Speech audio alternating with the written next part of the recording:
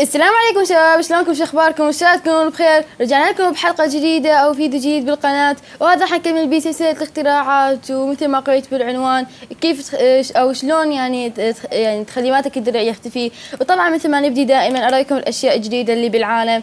طبعا هاي المره مو اني بوحدي اللي بنيت، اخذت شويه مساعده من كم شخص، فاراويكم الاشياء. اول شيء هاي هنا الكل يعرفها، وهنا بنينا مثل ورده عملاقه او ما اعرف شنو هي، المهم هي ورده وهناك ورده ثانيه. ومثل ما تشوفون هاي قدامي هنا راح نبني يوتيوب عملاق، يعني هنا حنكتب يوتيوب ومن هذا الحكي. اما فهنا بنينا شعار القناه، اكيد مثل ما انتم لاحظتوا يعني شفتوا شكلها. فتريد روح تاكد شوف شكل القناه هو هيجي، بس طبعا شنو اسمه هي هاي كلها اللي نقدمها شوي من هاي الجهه. ادري يعني شوي الكتابه مو كلش يعني مثلها، بس الاي كلش سهله وحلوه كانت. كلش تعبت لحد ما طلعت هذا التصميم. طبعا مو بوحدي، ساعدوني قلت لكم اشخاص وهم همين تعبوا، والصراحه ما كذب عليكم. وهنا بالحلقات الجايه حتشوفوا هنا مكتوب يوتيوب. شوفوا احنا بنينا الحرف الاول او ايا يكن، رايد تعديلات هاي هنا جهه اطول من هاي، فراح نكمل هنا يوتيوب. وما اعرف اذا احتاجينا اكثر نطولها. فهسه نروح على الاختراع طبعا. وهذا الاختراع شلون تخلي درعك يعني ما حد يعرفه مكانه، او ما حد يعني انه يعرف انه انت اصلا عندك درع. مثلا هسه انا عندي هذا الدرع، وهو هذا مو درعي اني، هذا الدرع مزيف على مود لا حد يعرف درعي الحقيقي وين. طبعا هاي خلينا نشيلها. اوكي، درعي الحقيقي يطلع من ادز هاي الدقمه، راح يطلع درعي الحقيقي اللي هو درعي الدايموند، وما يريد احد يعرف بوجوده. فاول ما اخذ درعي واستخدمه وما اعرف شنو، اخلصه ارجع هنا أنا ارجع الدرع مالتي واسده على مود ما حد يدله من اصدقائي يقدرون وياي بنفس السيرفر، وهيك ما حد حيقدر يشوف مالتك الدرع. شوفوا حتى هنا الدرع مالتك ما مبين، بس عندك طريقه يعني في شيء واحد يخليك تنكشف اذا اذا كنت قاعد تلعب. اذا جبت راس التنين، وين راس التنين؟ راس التنين اصبر، هي راس التنين، وخليته على الدرع، راح تسده وتنزلي جوا، حيطلع شويه اثار من راس التنين. شوفوا هذا يعني حيكون مبين. فراس التنين لا تستخدمه لين حيكون مو كلش يعني، وتلاحظون تدرون حتى صاير شكله حلو يعني من برا وما ادري شنو. المهم هسه خلينا نرجع هذا حتى نجيبه، واخذ هاي القبعه، اخذ هاي القبعه ونمسح هاي الامور، ناخذ هاي القبعه هسه هو جت لي بالغلط، فنمسحها ونبدي هسه بالشرح. وهذا هو الدرع او اي شيء كان. فخلينا نبدي حتى ما نضيع الوقت. اول شيء تحتاج اي بلوكه تريد. انا حستخدم راح استخدم هاي البلوكه، وهمين تاخذ كم ريدستون. فانا حاخذ يعني ما اعرف العدد من ريدستون الصراحه ما حسبت. تاخذ دقمه واحده او بوتن.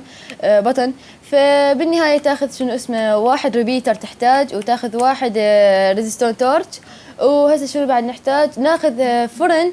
اي فرن؟ تسالني ليش الفرن؟ تقدر تاخذ عندكم خيارين، يا اما تاخذون فرن 8، يا اما تاخذون شنو اسمه اوبسيديان 8. يعني انتم مخيرين يا بين الاوبسيديان والفرن. اما فهسه انا حاخذ الفرن، وخلينا نخلي دي مورنينج.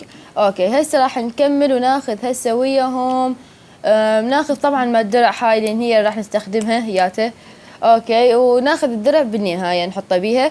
فخلنا نبدا ويا الشرح. اول شيء ناخذ لنا موقع هنا راح نخليه ونسوي على هذا الشكل. وبس قبل كل شيء خلينا نفتح هذولي صفاتهم ونسيت افتحهم. فوين الدقمه؟ هي الدقمه، طلعت الدقمه من هناك وانا جيت كل هاي المسافه. اوكي هاي الحلقه راحت، خلينا نبقيهم مفتوحين بعد ما نطخهم احنا يعني من نهايه كل الحلقات. فهياته اللي ما شاف الحلقه مالت الشرح مالت هاي شلون تنبني، فخير يرجع يقدر، الحلقه موجوده. فنحفر على هذا الشكل، على شكل 6، وتكملها على شكل 8، وتنزلي جوا بعد مره، ووراها همين بعد مره، وهيك صار عندنا 3 بعد مره. هاي الرابعه حتكون، والخامسه ما راح تكون يعني شلون. اوكي الخامسه راح تكون ايه بهذا الشكل، بس يعني ما لها داعي. وتحطون بيها صح، احنا نسينا ناخذ واحد من عند هذا اللي يدفع، وواحد سلايم. وين السلايم؟ بلوك سلايم.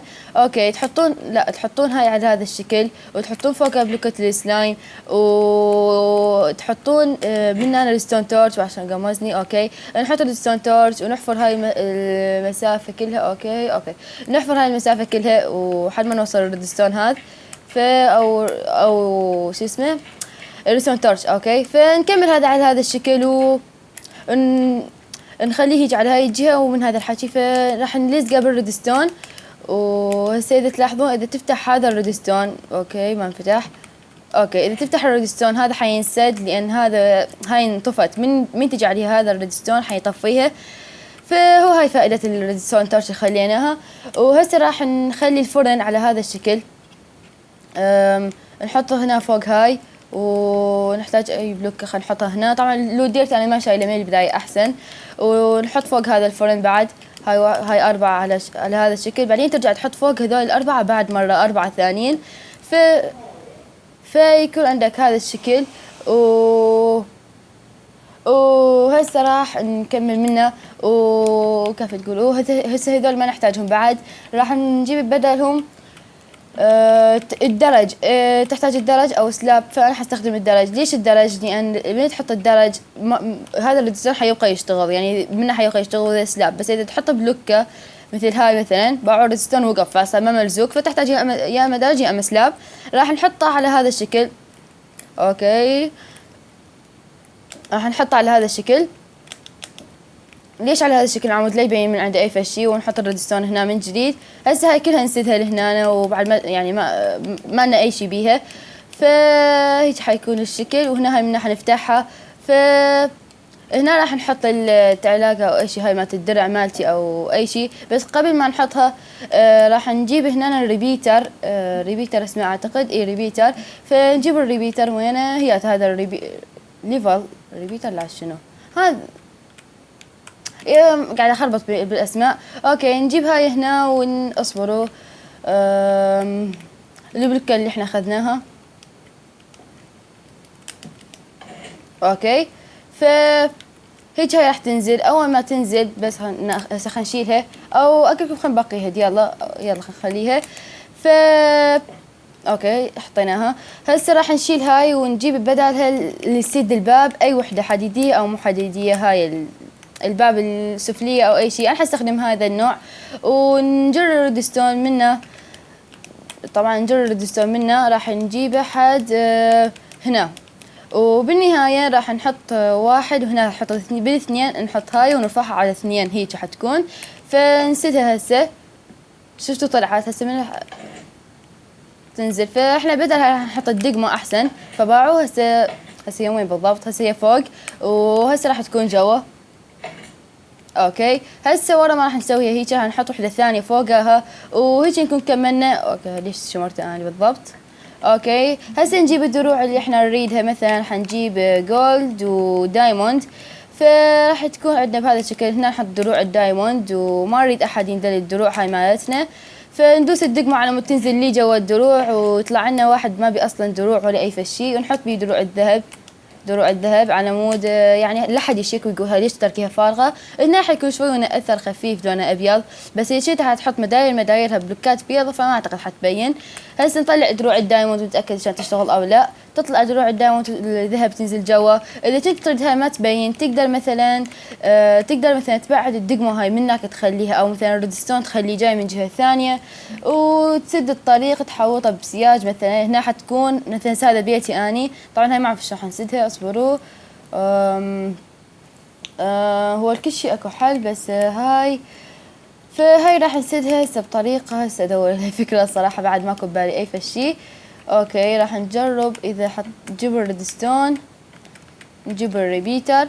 اوكي نجيب هذا على هذا الشكل ونفلش هاي ونحط هاي ونحط هذا هنا. والله تشتغل اتوقع. على الاكثر لا ما تشتغل، اصبروا. اوكي ما اشتغلت، والسبب هو هنا أنا لازم ادور لها فتح حل. اوكي المفروض هسه انكسرت هاي، والله ما انكسرت. كلش زين لعد هياتنا حلينا المشكله. هنا راح نحط بلوكه ونحط فوقها ريدستون، وهي تحت تشتغل هسه اكيد حتشتغل. اي اشتغلت شفتوا.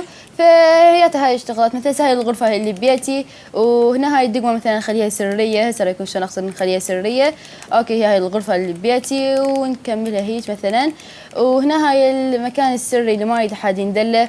مثلا ححط بكل مكان هنا الباب حتكون. فنفلش هاي نجيب مثلا الصور. الصور وين الصور؟ نجيب هاي والصور. طبعا هاي راح تحطها على هذا الشكل. اوكي ما تنحط لازم نبعد الدقمه او نخلي الطريق منه. اوكي المفروض كون هسه نحط هاي العاده هنا وما نكتب عليها اي فشي، ونحط الصور او اي شيء كان فالمفروض كنت تطلع هنا همين. اوكي ما ادري اذا الدقمة هاي اللي جوا خربت علينا كل شيء او لا، بس احنا نقدر نلاقي كل شيء حل. فراح نشمر هاي ونجي نجيب وينها، نحتاج في الدقمة ارضية او اي شيء ارضي. اوكي هاي نجيب هاي ونحطها هنا. لا بعش خربت. اوكي لازم نحط هنا سلاب. اوكي راح نحط هنا اي سلاب هسه قدامنا. فراح نحط هذا السلاب على هذا الشكل ونحط فوقه الدقمة. ليش ما اشتغلت؟ اوكي لازم نلاقي كل شي حل.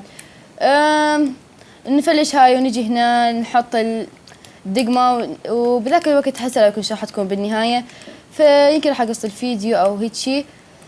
اوكي راح احط هاي على هذا الشكل. اوكي نحط هاي بعد فوقها. اي فهنا راح نحط الصورة او اي شي، وبس كنت نحط بسرعة الصورة. اوكي هسه نحطت صورة مثلا، وهذه فوق حتكون مسدودة. اذا كنا نريد نفتحها، اذا كنا نريد نفتحها نجي هنا ونشمر فشي.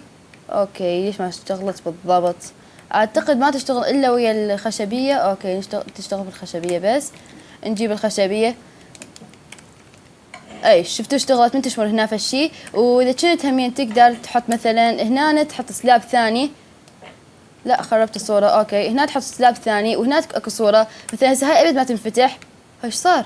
الدرع الدايموند والذهب سوية. اوكي فهسه اشمر هاي هنا، راح تنزل هاي يطلع الدرع الثاني. فاذا كنت اريد اسده من جديد، اوكي هاي الطريقة باهتة. اوكي نحط الصورة ونحط هاي هنا يلا هذا هو الشكل النهائي. اي هيجي. فهيك صرنا نقدر ندخل هنا نفتحها ونروح ناخذ الدرع السري، وبعدين نرجع هنا ننسدها وناخذ مالتنا الهاي. فهسه نسدها ونشوف. اوكي نسدها نجيب وحدة ثانية. اوكي خلينا نروح ناخذها مالتنا هاي. لا هي اوكي عليكم انتم بعد تسووا فيكات للدقمة ومن هذا الحكي. فاذا عجبكم المقطع وعجبكم هذا المكان السري مالتك الدرع او اي شيء كان، فبالنسبة لهاي مالت الدقمة وتشمرها، فهاي لا تسويها. خلي دقمة من هاي. شوف دقمة طبيعية، خلي دقمة طبيعية ما راح تشتغل. فإلا تخلي هاي. اوكي تفلش هاي الا هاي تشتغل باوعو. بهاي الطريقة حتشتغل. هسه احط هنا وحدة ثانية. اوكي لا تحطون لها الدقمة الارضية هاي لان حتخرب مثل ما خربت السوا يمي. وهذا هو بيتي. وهنا هاي راح تختفي اول ما احط هاي الثانية فوقها. واقدر هسه هذا املي دروع، ومن ادوس هاي حيتحول هذا الدرع الفارغ الى درع دايموند. واقدر احط هنا مثلا بلوكي عم لا يطيرون هيك عالي. شوفوا هاي طلعت رست لانه ذي جو اختفت. واقدر يعني اسوي اي شيء اريد. فاتمنى عجبكم المقطع، ولا تنسوا تدعمني بلايك واشتراك. واذا كنتوا تريدون اكمل على هاي السلسله واللي هي انا اصلا قاعده اكمل عليها من البدايه، فادعمني بلايك واشتراك وتعليق حلو ان شاء الله. واذا كنت تعرف شلون ينصنع هذا الاختراع، فارجع للفيديو اللي راح او اللي قبله ما اتذكر يا هو. ومن جديد شكرا للمشاهده. انتظروني بمقطع جديد. مع السلامه.